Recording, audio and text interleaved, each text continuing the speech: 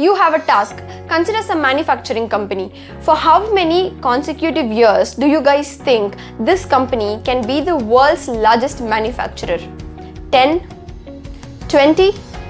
Honda Motors has been the world's largest motorcycle manufacturer since 1959, which is 60 years now. And trust me, the story was so inspiring.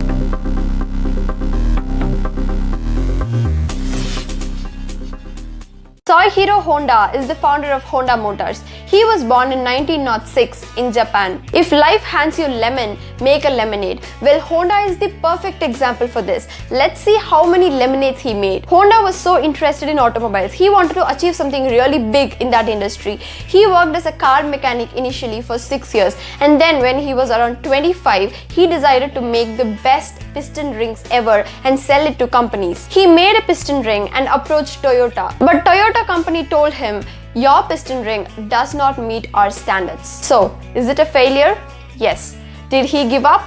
No. He decided to improve his piston ring. He worked really hard for 2 years and then approached Toyota. And this time they said, "Wow, this is beyond our expectations." Honda happily signed the contract to make piston rings for Toyota, but to manufacture such a huge quantity, he needed a factory. So he started to build his own factory. But unfortunately, that's when the Second World War started. He was not able to get cement to build his factory.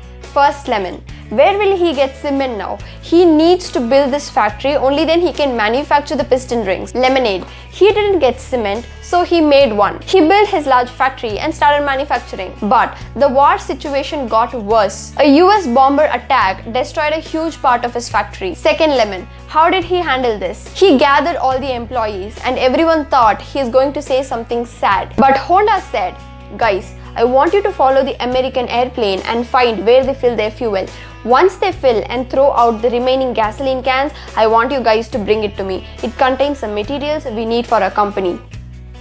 That's a tasty lemonade. It's easy to be positive when we are happy, but what's important is to be positive even when we face hard times. And Honda is a perfect example for this. He rebuilt the factory and started manufacturing again. And then came the third lemon. Earthquake. This time, not just a part, the whole factory was destroyed. He had no other choice.